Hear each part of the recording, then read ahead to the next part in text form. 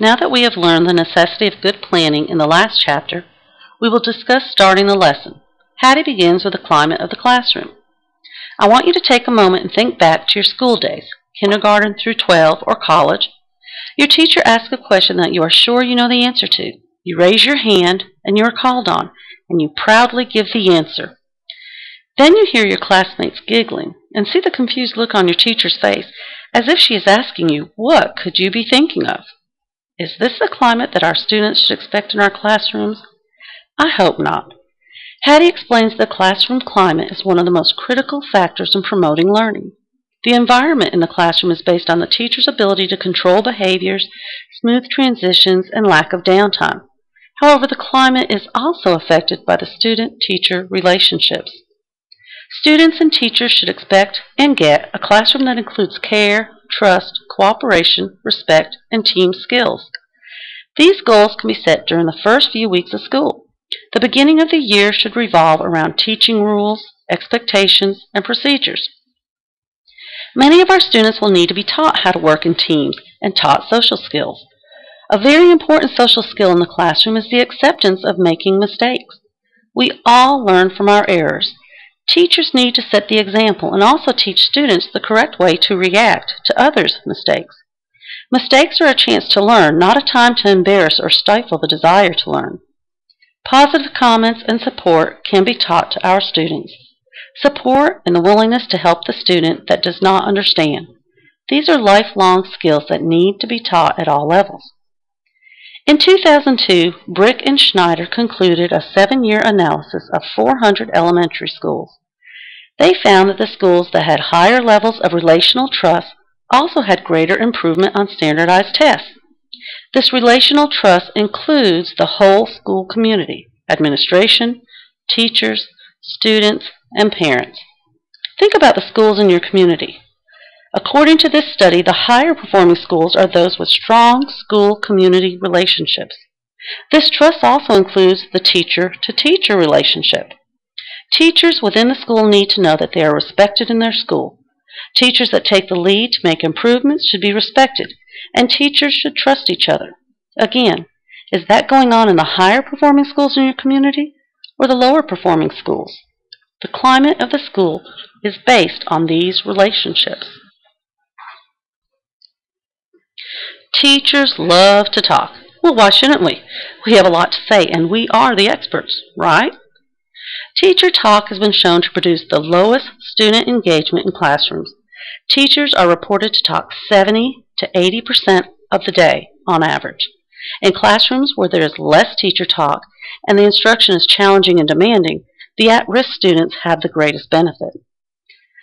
Much of the student talk involves regurgitating what the teacher has talked about with low-level factual questions and not higher-order thinking. Hattie states that interaction with the student means, tell me what I have just said so that I can check that you are listening, and then I can continue talking. Hardman, Smith, and Wall found in 2003 that most classes consisted of 60% whole class sessions, with mostly closed questions and a few choral responses. However, the highly effective teachers' classrooms had more general talk and less directive talk. If you are a Louisiana teacher, think about the compass evaluation. Are you going to be an effective teacher if you lecture 70 to 80% of the day and ask few higher-order questions? Of course not. But more importantly, your students will not learn. Teachers need to learn to listen. It is hard to give up control of teaching to the students, but we need to become facilitators of learning and allow our students to explore and discover. Students need to take ownership of the material and knowledge that they gain, and they do this through group discussion, making mistakes, and learning from them.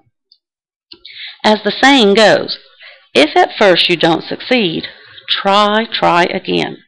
Not, if at first you don't succeed, listen to your teacher again, and again. Teachers also ask too many questions. A 1998 study counted 200 to 300 per day, and these were mostly lower-level cognitive questions. Teachers use questions to promote the flow of the lesson. They teach through lecturing, then ask low-level questions, call on someone to answer, and then continue teaching. Rich Mayer and colleagues found that while reading a text, adjunct questions, or those inserted by the teacher within the reading of the text instead of at the end of the text, had an effect size of 0.40, which is the effect size which Hattie says we should strive for. What does this mean? Teachers need to pre-plan, be prepared for the common mistakes students will make within the lesson, and be prepared to ask questions to scaffold and support learning. Higher order thinking questions. Again, this is all part of the school climate. Has the teacher set up a climate that includes respect and trust, where errors are tolerated and students are encouraged to talk and collaborate while the teacher listens and facilitates? Which classroom would you like to be a student in? Which classroom would you like to teach in? When starting a lesson, teachers and students should maintain a certain level of interaction. The teacher must present the information and listen for feedback from the students, while the students should actively listen and respond to the teacher. So basically, there should be some type of dialogue taking place within the classroom. The PSYC program is a program that encourages this type of teacher-student interaction. The PSYC program has been proven to be successful in providing positive academic outcomes. The goal of this program is to redirect teacher focus from subject content to the processes and skills that underlie the content. The PSYC program includes 3 modes of teaching and learning. The first is didactic classes. This would be your typical classroom setup where the student is learning different concepts and curriculum content. The second mode is coaching labs. With coaching labs, the students get to have a more hands-on experience. They begin to practice and master the skills that they learned in the didactic classes. The third mode is seminars, which Hattie describes as seminars in which Socratic-type questioning leads students to question, listen, and think critically and coherently communicate their ideas with other group members.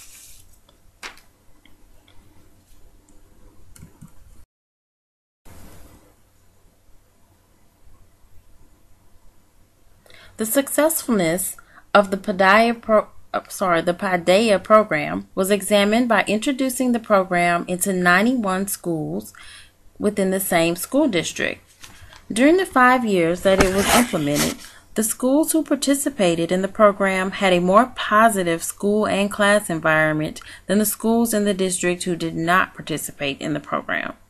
The students in these programs, when compared to students who weren't in the program, reduced the amount of self-handicapping. They were more receptive to the thoughts and opinions of their classmates, even when they disagreed with them, and they did not rely as much on social comparisons and worked together more as a team. As Hattie states, on page 85, the most important factor is the positive effects on reading and math outcomes for students in this program.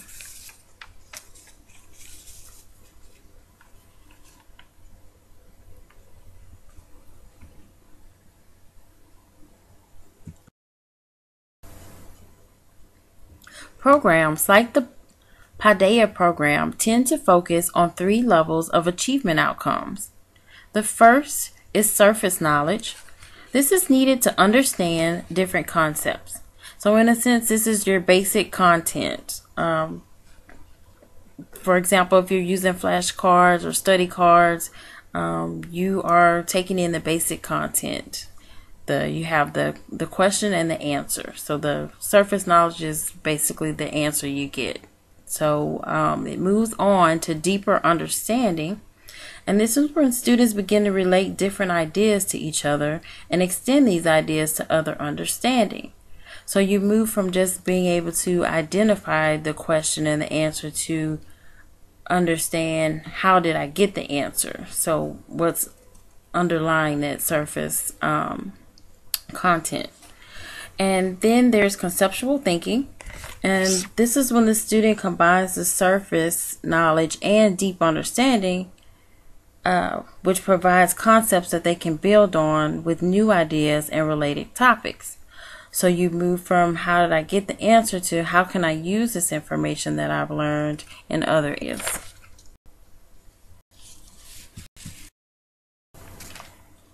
Another important concept discussed in Chapter 5 is peer support. Peers play an important role in academic outcomes. Positive peer support can help improve learning outcomes. As you can see, the effect of peers on learning is high. It's D equals 0.52. When a student has positive peer support, the learning environment becomes more pleasant, and it's not a place where the student dreads coming every day. Peers can be helpful in a number of different ways, including tutoring, providing friendship, giving feedback, and making school a place where students want to come each day. This type of learning produces cooperative learning, and this is basically where students begin working together as a team. The students working together and participating in discussions with their peers helps them with problem-solving strategies and increases retention and memory of different concepts.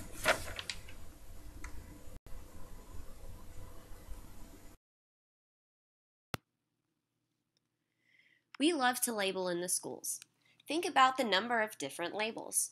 You can be labeled by sex, male or female, labeled by disability, intellectual disability, medical disability, emotional or behavioral disability, labeled by intelligence, verbal intelligence, musical intelligence, sporting intelligence, and even labeled by learning styles, which we know to be ineffective, such as auditory or kinesthetic learners. Teachers will often label students by different learning styles or ways in which they think that students think. There is no advantage, however, in playing to these supposed strengths. The advantage comes with using different methods of instruction. There is also no advantage in assuming different ability based on sex. In our culture, for example, we often think of girls as being more communicative and boys as being more aggressive. First of all, generalizations about male and female ability vary across cultures, but more importantly, the variability within the male sex and within the female sex is greater than the differences between the two sexes. Labels should be a starting point for, and not a barrier to, learning. Labels should not describe what a student can or cannot do, and instead be a point from which to grow. Students can change and learn new ways of thinking. As we learned in our scholarly definition of learning, learning is a change in behavior. If we expect students to learn to change their behavior, then we should not allow their learning to be shaped by prior achievements and labels. Instead, we should challenge students to exceed their potential. We don't need to classify students based on different intelligences. Rather, all students need to learn to think about, communicate, and evaluate their thinking through multiple teaching strategies.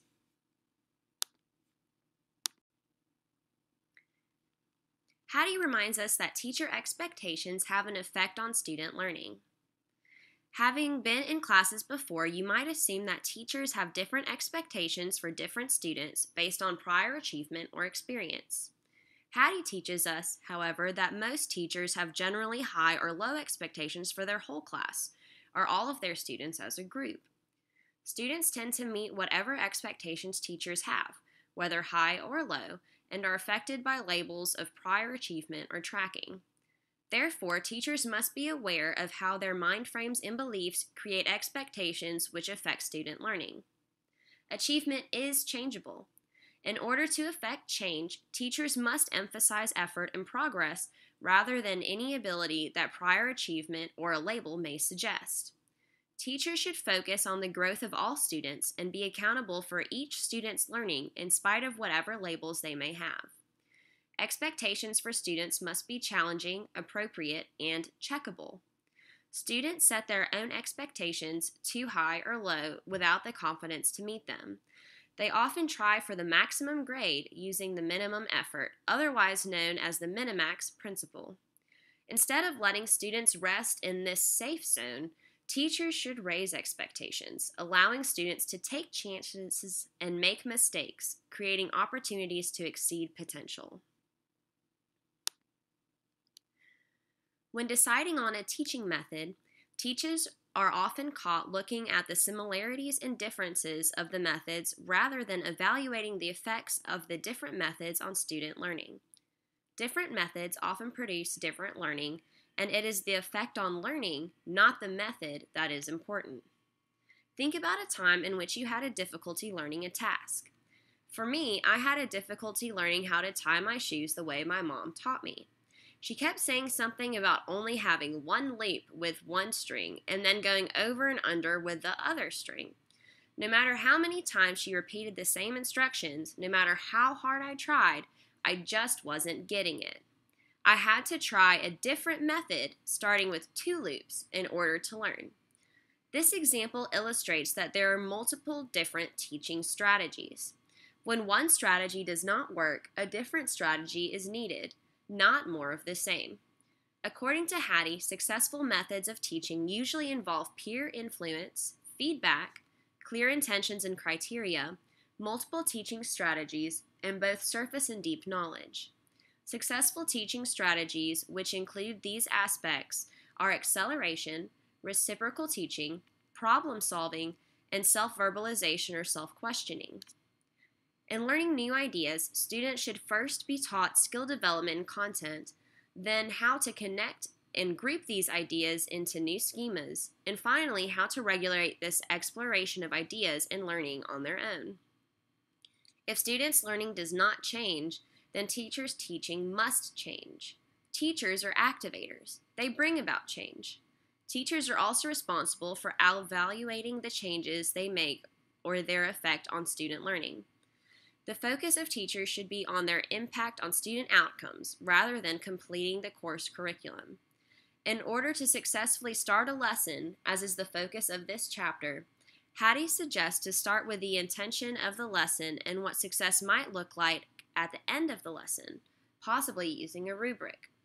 Through the use of rubrics and feedback, main ideas can be reinforced and valued, leading to deeper understanding, which makes the learning process worthwhile and rewarding for all involved.